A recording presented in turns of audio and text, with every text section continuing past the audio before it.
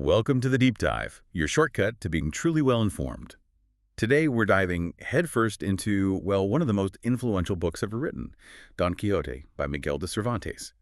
Seriously, how is a story from over 4 centuries ago, featuring a knight who battles windmills, still make us question everything? Reality, dreams, what it really means to be a hero. That's a fantastic question, and it's exactly what we're here to unpack today. We've gone through a lot of sources about Cervantes and his masterpiece, really pulling out the crucial insights. The goal is to give you a crystal clear understanding of its groundbreaking nature and, yeah, why it still resonates so profoundly. This deep dive is all about getting to the heart of a book that, well, it quite literally changed literature forever. Okay, so let's start with the man himself, Miguel de Cervantes. We all know the name, but who's the mind behind this extraordinary tale? His own story is pretty wild too, isn't it? Oh, absolutely. Cervantes' life, it reads like an adventure novel in itself. And it definitely shaped his writing. He was a soldier, for instance, wounded heroically in the Battle of Lepanto. Right. Then he spent 5 years as a captive in Algiers, even worked as a tax collector for a bit. Wow. So not your typical author's background. Not at all. These varied, often quite harsh experiences, they gave him this incredible insight into human nature, into society. And he poured all of that directly into his narratives. You can feel it. And here's where it gets really interesting for me. This wasn't just one book dropped on the world, was it? It actually came out over time, published in 2 parts. First in 1605, and then the second, 10 years later, 1615. Exactly. And that fact alone is part of its revolutionary nature. Don Quixote is widely considered the world's first modern novel. First modern novel. Okay, what does that really mean? Well, think about it. Before Cervantes, characters in literature were often, well, a bit flat, static. Cervantes gave us someone complex, someone who changed, who wrestled with his own mind. His journey wasn't just an external adventure. It was a deep dive into human psychology itself. That concept, that became the blueprint for so much that followed. Right. He gave us a character we could actually sort of get inside the head of. So let's maybe set the stage a bit for anyone new to the story, without giving too much away, of course.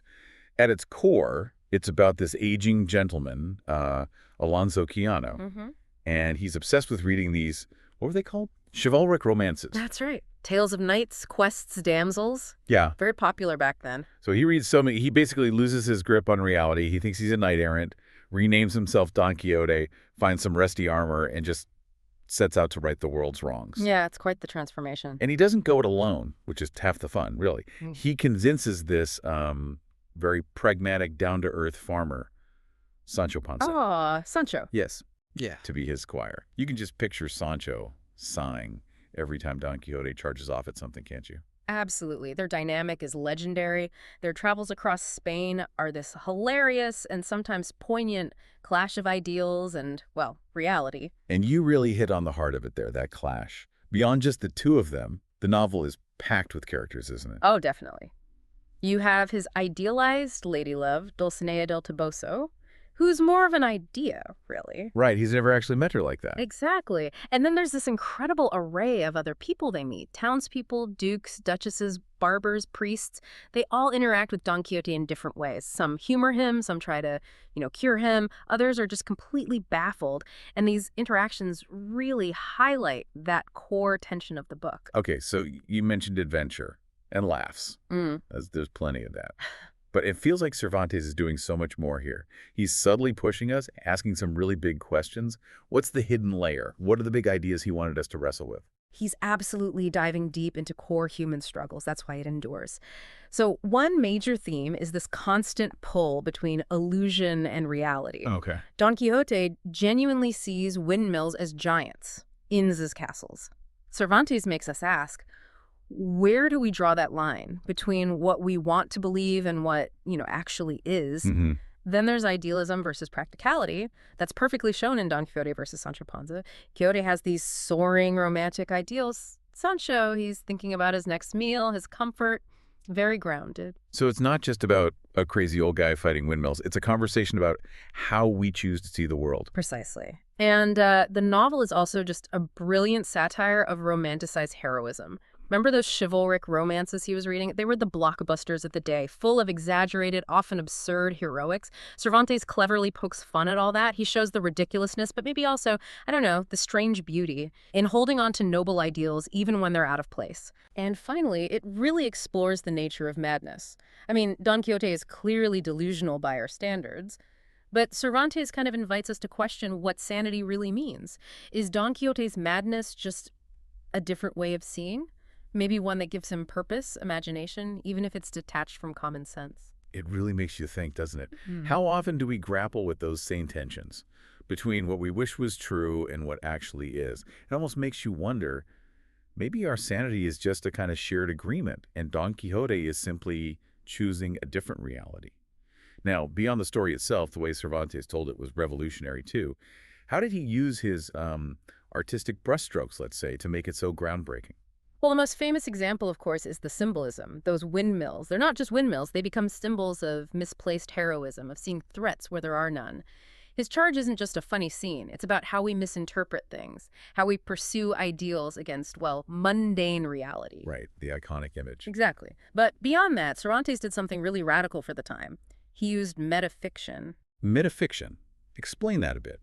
It's where the story acknowledges itself as a story, as a piece of fiction. So in the second part of Don Quixote, the characters actually talk about the first part. They discuss how popular it is. They even complain about a fake sequel someone else published. No way. So he's breaking the fourth wall, essentially. Kind of, yeah. It adds these incredible layers of irony and self-awareness. It makes you, the reader, question the whole nature of storytelling itself. Very modern. Wow. So he wasn't just telling a story. He was commenting on the act of storytelling.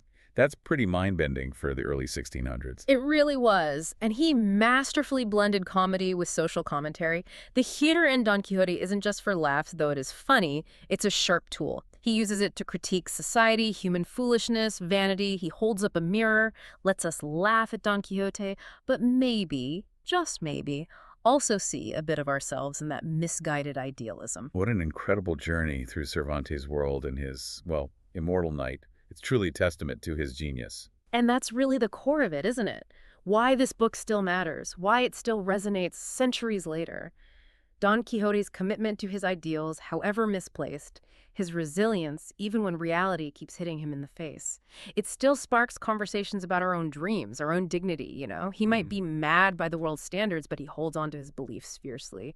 And that still inspires us, I think. It makes us think about what we're willing to fight for, even when the world says we're wrong, or, well, tilting at windmills. So, as you go about your day, maybe consider this. What windmills might you be charging at in your own life? And what does it truly mean to be sane anyway, in a world that often asks us to choose between our ideals and, let's face it, some pretty harsh realities? We highly encourage you to pick up this foundational work of literature if you haven't, and explore it for yourself. It's quite the ride.